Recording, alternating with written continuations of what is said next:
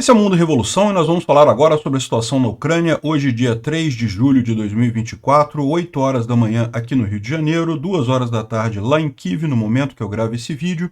E deixa eu já avisar para vocês, hoje é a minha viagem para os Estados Unidos, eu chego lá amanhã cedo e o vídeo de amanhã vai atrasar, tá? Não tem como evitar, porque até eu chegar no hotel, fazer check-in, né? Tem que passar pela imigração, passar pela alfândega, aqueles procedimentos todos, até eu fazer o vídeo de amanhã, vai sair bem tarde o vídeo de amanhã. Vai sair, mas vai sair tarde, tá? E nos próximos dias, como eu vou estar viajando, pode ser que sejam vídeos mais simplificados, pode atrasar alguma coisa ou outra, mas vai ter vídeos todos os dias, vocês podem ter certeza. Bom, falando sobre a situação hoje aqui na Ucrânia, né? Os russos fizeram um grande ataque com drones e mísseis focados aqui na cidade de Dnipro e causaram bastante prejuízo, tá? Atingiram uma indústria que tem de máquinas aqui e também áreas residenciais. Mais um absurdo ataque terrorista russo aqui na região, né? Os ucranianos fizeram um ataque no porto de Novorossiysk. Aqui essa região fizeram um ataque com drones marítimos e drones aéreos, né? Não temos ainda muita certeza do que teria sido atingido aqui no porto de Novorossiysk. Na linha de frente, nenhuma grande mudança. A gente tem a informação de que a situação em Toretsk foi de fato um problema com a rotação de tropas ucranianas aqui. Vocês lembram, esse ponto aqui é um ponto preocupante. Os russos conseguiram avançar significativamente aqui. E, mais uma vez, foi uma falha no momento de rotação de tropas. Foi feita a rotação de tropas de 2 batalhões ao mesmo tempo, e nessa confusão o pessoal deixou algumas posições desatendidas e os russos conseguiram avançar, né? Espero que os ucranianos... Agora vai dar um trabalho danado para os ucranianos segurarem essa ofensiva russa aqui. Espero que consigam segurar para evitar maiores prejuízos aqui, né? Um problema significativo, similar ao que aconteceu aqui em Ocheretny e acabou empurrando toda essa linha de frente aqui um tanto, né? Isso não é uma coisa crítica, como eu falei para vocês. Os ucranianos tomaram a decisão de não brigar por cidade a cidade, então perder um pedaço da linha de frente não é um problema neste momento. Mas é sempre uma coisa preocupante, né? Tudo isso daí vai ter que ser reconquistado depois, então é realmente algo que é problemático aqui, né? No restante da linha de frente, nenhuma mudança significativa, o mesmo panorama dos dias anteriores, né? A Rússia não está satisfeita com a transferência de 8 Patriots de Israel para a Ucrânia, fez ameaças e coisa e tal, né? Isso é sinal de que eles estão realmente preocupados com isso. Mas não vai ter como impedir esse tipo de coisa, até porque acabou de ser aprovado também mais um pacote de 2,3 bilhões de dólares de ajuda americana para a Ucrânia aqui, e a gente tem mais algumas informações sobre movimentações na OTAN para fazer um grande pacote anti-Trump de apoio à Ucrânia, ou seja, blindar a ajuda à Ucrânia do Trump, né? Existe uma reportagem dizendo que o Trump pretende prometer ao Putin, o plano do Trump para encerrar a guerra seria prometer ao Putin que a Ucrânia não entraria na OTAN e negociaria alguma parte do território ucraniano com o Putin, né? Eu sugiro que o Trump negocie o Alasca, né? Afinal, se ele está cedendo o território, ele tem que ceder território que é dele, né? Ou seja, dar o Alasca para a Rússia em troca de acabar a paz aqui. Não acho que isso vai funcionar, não sei se essa é a posição do Trump, é muito importante lembrar isso. Estamos numa campanha eleitoral, certamente tem gente falando mentira de todos os lados, então não tenho certeza se o Trump realmente propôs esse tipo de coisa, mas se propôs errado, né?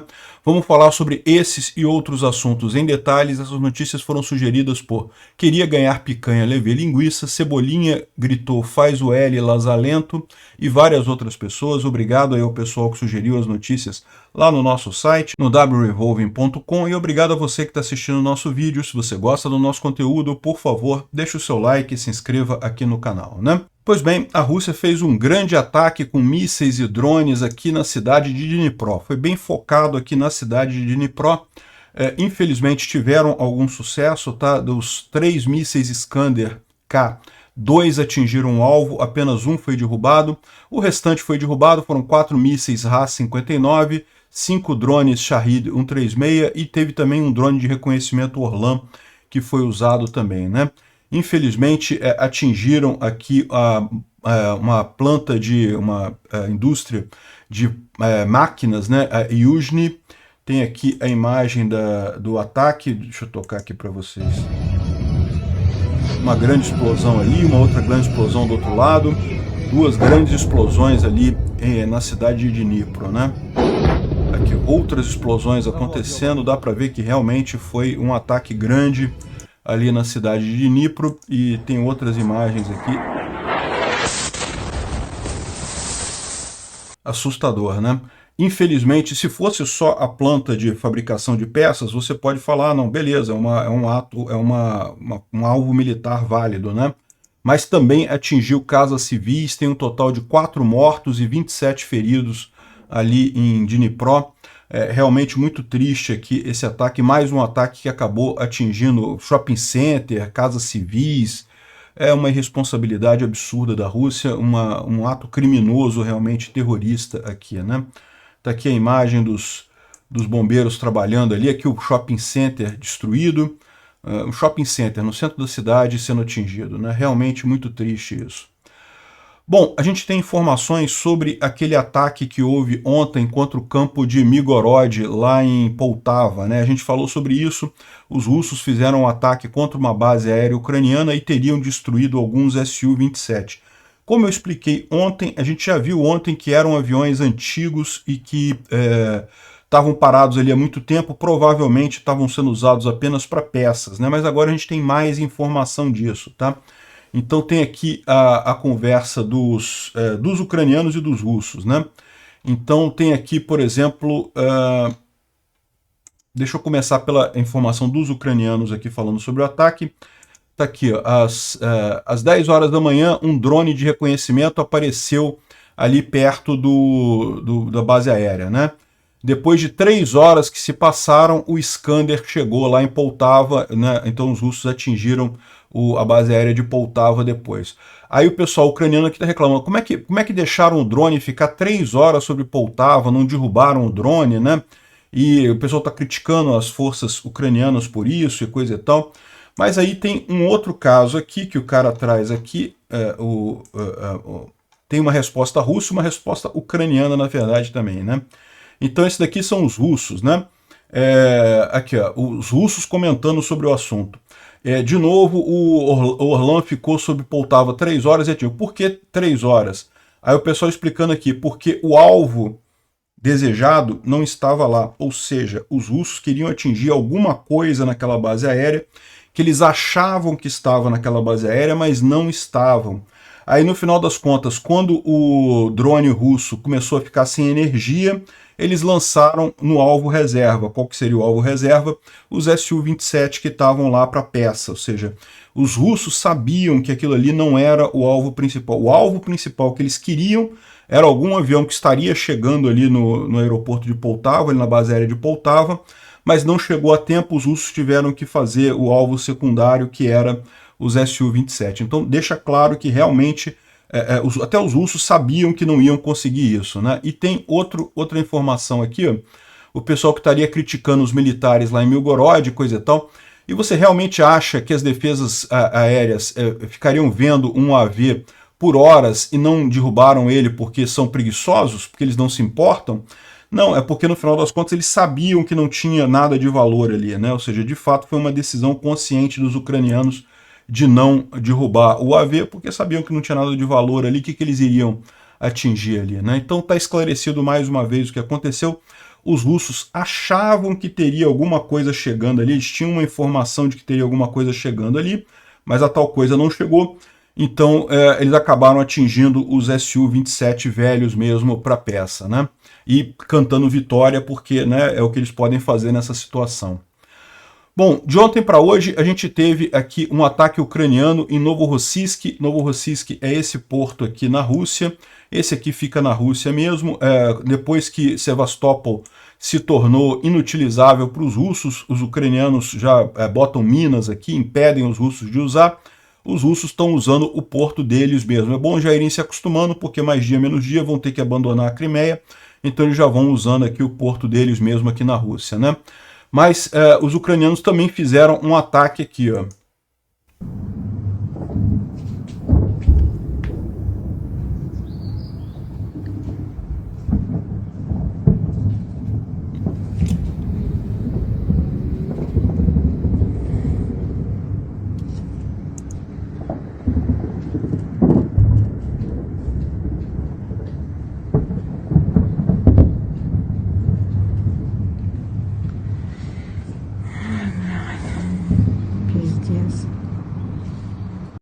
Dá para ouvir ali um monte de som de tiro, ou seja, aparentemente a defesa russa tentando derrubar algum drone ou atingir algum drone marítimo, né? O curioso é que você repara que não tem o alarme de defesa antiaéreo, né?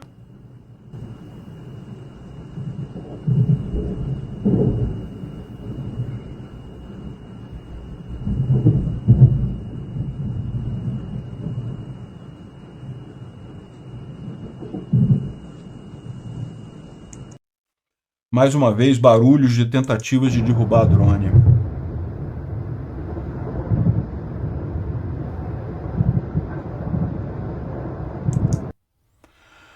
Enfim, mais do mesmo, né? E aqui tem a área que foi atingida conforme o firmes da NASA, seria essa área aqui que teria sido atingida aqui, mas a gente não tem informação sobre o fato o que teria sido atingido propriamente dito, né?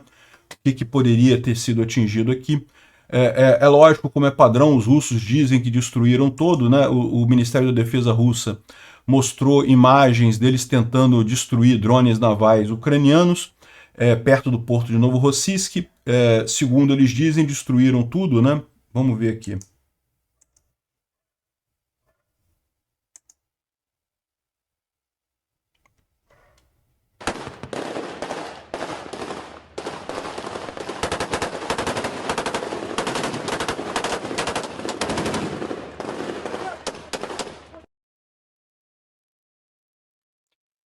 Aqui dá para ver o drone que eles estão tentando destruir, né?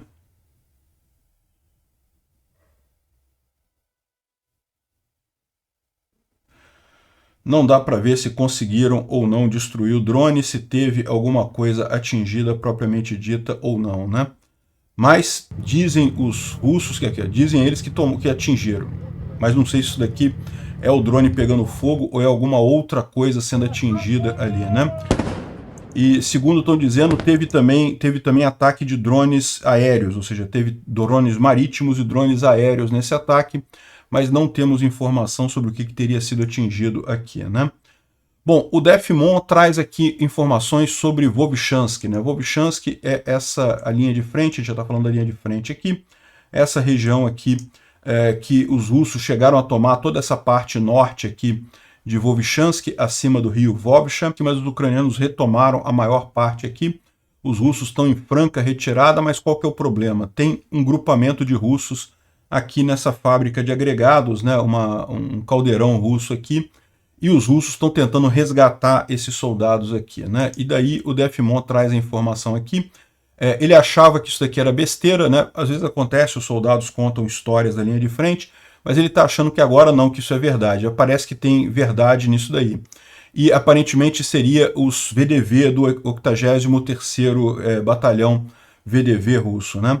A extensão do isolamento, a quantidade de pessoas não é claro, né? Mas o interessante é que os russos estão colocando uma de suas melhores unidades, a 2ª Brigada de Propósitos Especiais, para lutar na cidade. Eu já tinha mencionado isso outro dia num vídeo, né? Justamente esse vídeo aqui, que o pessoal estava estava tentando resgatar o pessoal ali da planta de agregado, botaram uma tropa de elite, Spetsnaz, para tentar resgatar os russos. É sinal de que tem gente importante nessa companhia, devem ter oficiais ali, ou alguém que é particularmente importante para os russos, né?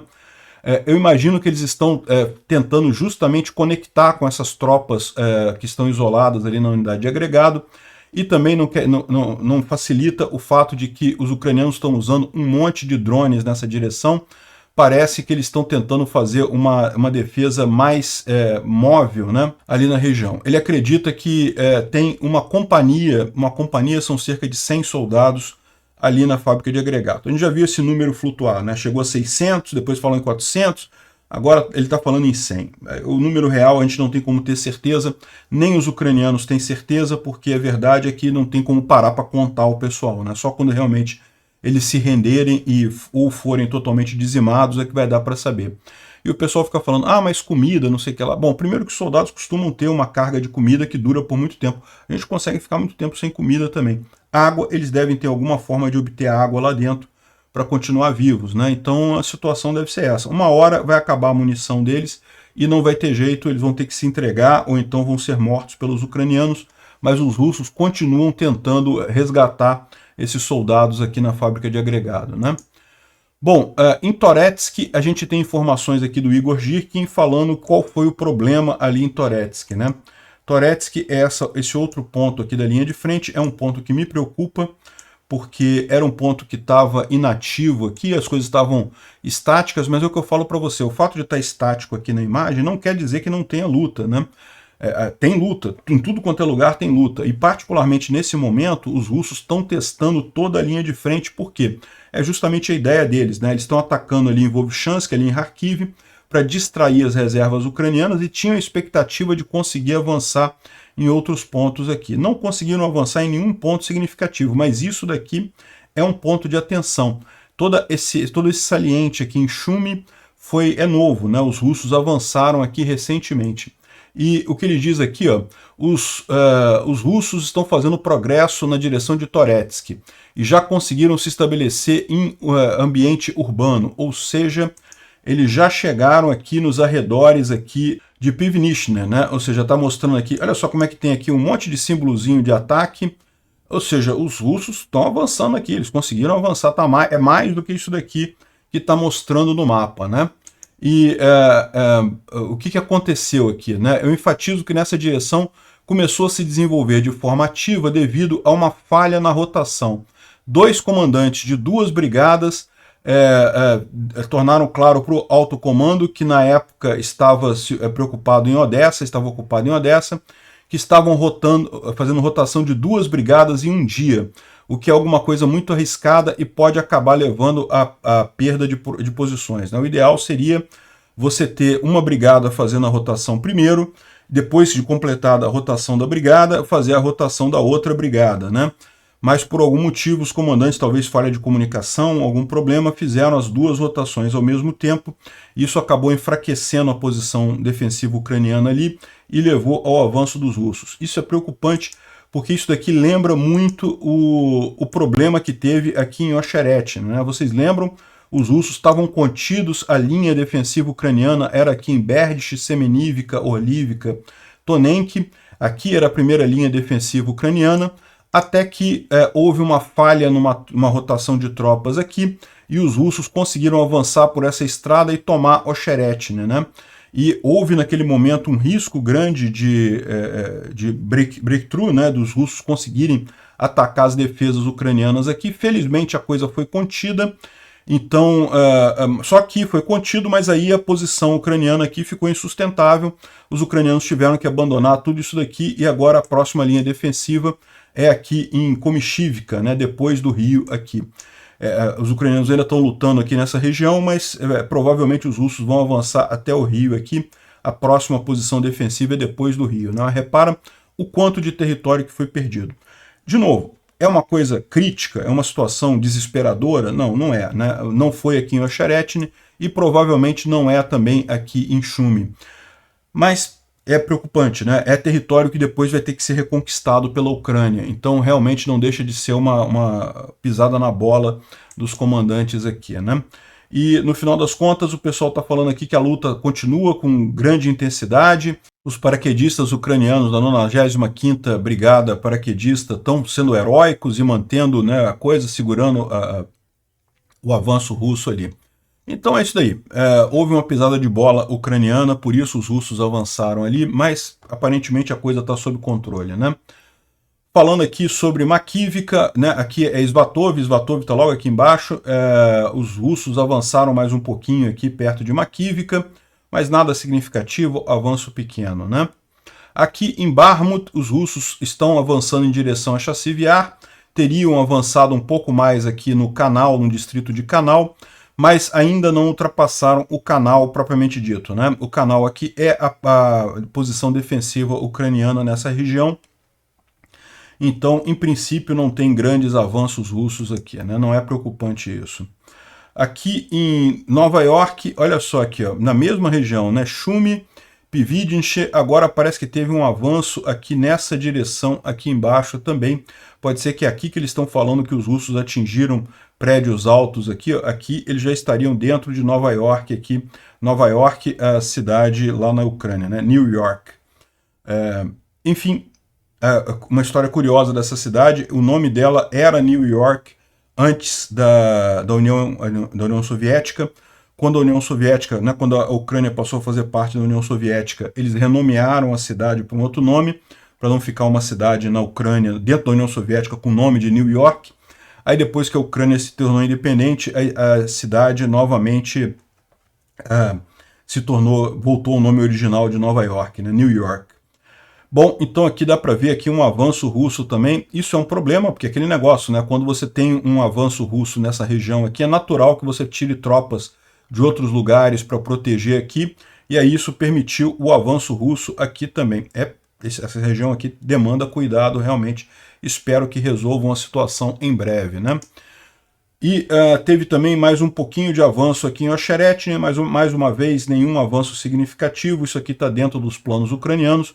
Os ucranianos claramente fizeram a opção por não segurar a linha de frente, poupar recursos é o que importa para permitir a recuperação dos territórios ucranianos mais adiante, né? Aqui um pouco mais ao sul daquele último mapa que a gente viu, aqui em Krasnohorivka, também próximo de Avdiivka, pequenos avanços sem nenhuma importância, e aqui tem uma coisa preocupante, a gente falou ontem, né, a tentativa russa de chegar a Vuhledar, aqui pelo leste, né, no mapa de hoje do Polé-Volán, Vuhledar está aqui, ó. Vuhledar está aqui, os russos já tentaram tomar Vuhledar a partir de Pavlivka, de Mikilsk, que não conseguiram, agora estão tentando a partir do leste aqui, né? Por enquanto não conseguiram também, mas avançaram alguma coisa nessa direção, né? E aqui, finalmente, a gente tem informação sobre Staromayorsk, que parece que os russos avançaram mais um pouquinho aqui, né? Enfim, a situação basicamente a mesma que a gente tem visto nos últimos dias, pequenos avanços russos que não remontam a nada, mas a situação em Toretsk aqui, nessa linha de frente de Toretsk aqui, isso aqui me preocupa. O Instituto para o Estudo da Guerra fala justamente sobre o avanço russo em Toretsk. Então ele explica aqui o problema que tem ali, o avanço russo que teve, isso é algo preocupante, coisa e tal. Ele tem a mesma visão que eu falei aqui. De novo, não é algo catastrófico, mas é algo preocupante sim, né? E aqui eles falam sobre justamente a explicação sobre a troca de rotação de tropas que acabou facilitando os russos ali, né? Bom, agora uma coisa curiosa, né? O Viktor Orbán esteve em Kiev ontem, vocês lembram, né? Ele esteve lá falando com Zelensky e, segundo diz aqui o Instituto para o Estudo da Guerra, ele esteve lá tentando assumir o papel de mediador da paz, né? É o que eu falo para vocês, o Putin está desesperado. O Putin sabe que precisa fazer algum acordo de paz rápido, porque a tendência daqui para frente é a coisa piorar muito para a Rússia, né? E o Orbán, agora sendo o presidente da União Europeia, certamente o Putin virou para o Orbán, pô, Orbán, vai lá, tenta convencer o Zelensky a negociar e coisa e tal. O Zelensky não vai negociar, não tem nenhuma chance disso acontecer, mas no final das contas aqui, ó, o Kremlin está tentando fazer uma campanha informacional para obrigar a Ucrânia a negociar com a Rússia, né? E a Ucrânia não vai negociar com a Rússia, quer dizer, vai negociar com a Rússia depois do primeiro passo do plano de paz do Zelensky, né? Depois que as tropas russas saírem da Ucrânia, aí depois tem toda a negociação sobre reparações, sobre devolução de artefatos históricos que foram roubados, né? Aí tem toda a negociação que vai vir a partir disso daí, né? O embaixador russo na ONU, né, advertiu Israel de consequências políticas se fornecer os Patriots para a Ucrânia e coisa e tal. A gente sabe que Israel sempre se manteve relativamente neutro nessa história porque contava com a ajuda russa ali no Oriente Médio. A posição de Israel é uma posição delicada, realmente tem um monte de inimigos ao lado ali. Israel não pode correr o risco de comprar briga à toa. Só que já ficou claro para todo mundo que essa ação do Hamas ali na faixa de Gaza, né, a ação do dia 7 de outubro, foi com a ajuda dos russos. Os russos ajudaram o pessoal ali. Então está mais do que claro que teve mão russa nessa história. O Irã, a Rússia e o Hamas é tudo do eixo do mal. Então Israel agora está muito mais propenso a ajudar a Ucrânia, inclusive com o envio desses Patriots, né? E a ameaça russa, bem, o pessoal já falou aqui, ó, a Rússia vai pagar o preço da lambança que fez ali na faixa de Gaza. O preço vai ser pago. O pessoal de Israel está sabendo que a Rússia está por trás disso daí, né? Isso surgiu justamente com uma requisição da Rússia ao Irã, porque precisava desviar a atenção da Ucrânia. Achava que abrindo uma outra guerra no Oriente Médio, isso ia desviar a atenção da Ucrânia, as pessoas não iam mais se preocupar com a Ucrânia e eles conseguiriam finalmente avançar por lá. Nada disso deu certo, mas prejudicou Israel muito, né? Bom, e temos boas notícias também, né? Os Estados Unidos planeja anunciar em breve um novo pacote para a Ucrânia de mais de 2,3 bilhões. Então é um pacote grande, né?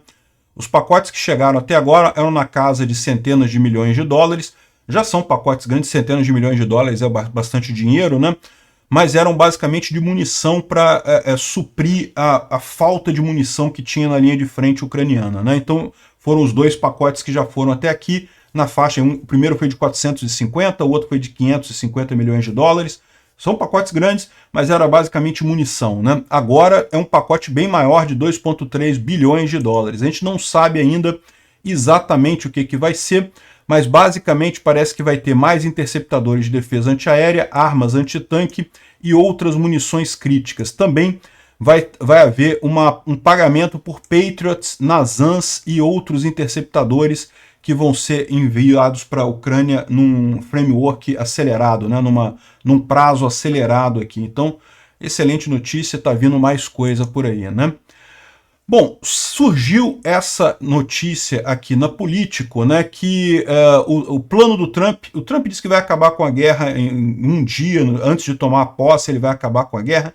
Não vai, tá? O Trump está falando isso, é promessa de campanha, ele sabe que não tem essa capacidade, mas ele está de fora, então ele pode prometer qualquer coisa, né? Depois que ele tomar posse, aí ele fala, não deu, né? É típico de político isso daí, né? E ele fala aqui, ó, que parte do plano que não teria sido reportado, de novo, foi o Trump que falou isso? Não, isso é o repórter da Político, que é uma publicação de esquerda, falando que este é o plano do Trump. Então, tome com muito cuidado isso daqui, eu não tenho certeza se esse é o plano do Trump, né? Ele estaria trabalhando num acordo pelo qual a OTAN se comprometeria a não avançar mais em direção à Rússia e negociaria com Putin sobre quanto do território ucraniano a Rússia poderia manter, né? E aí, ou seja, isso seria o plano dele, né? A Rússia ficaria com uma parte do território ucraniano e pronto, seria o plano de paz do Putin. Eu não sei se isso teria condições de avançar. A Ucrânia certamente não aceitaria esse tipo de coisa, a Europa não aceitaria esse tipo de coisa. Os Estados Unidos, o Trump sozinho tem a capacidade de impor esse plano para a Ucrânia? Não sei. Mas o pessoal já está se movendo justamente para preparar um plano, a prova de Trump para a Ucrânia, ou seja, um comprometimento já de verbas e acordos que já seriam válidos por longos anos, de forma que mesmo que o Trump ganhe as eleições e resolva fazer alguma loucura, a ajuda à Ucrânia estaria assegurada por parte da OTAN, né? Então, isso é realmente uma coisa importante. De novo, não acho que o Trump vai parar a ajuda à OTAN, não acho que isso daqui seja plano do Trump de verdade, mas é lógico que é importante, é melhor você ter uma garantia de que não vai ter diminuição de ajuda à Ucrânia do que não ter essa garantia, né? Obrigado por assistir o vídeo até o final. Se gostou do conteúdo, não esqueça de deixar o seu like, isso ajuda o canal a crescer e a chegar para mais gente. Se não gostou, deixe o dislike e explique nos comentários como podemos melhorar. Comente também sugestões de temas que podemos trazer por aqui. Comentários insultuosos ou defendendo ditaduras e criminosos de guerra serão sumariamente bloqueados. Agradeço a compreensão. Se ainda não é inscrito no canal, considere se inscrever clicando no botão inscrever-se abaixo e marcando a campainha para todos os avisos. Se quiser ajudar o canal, veja no nosso site como você pode fazer isso.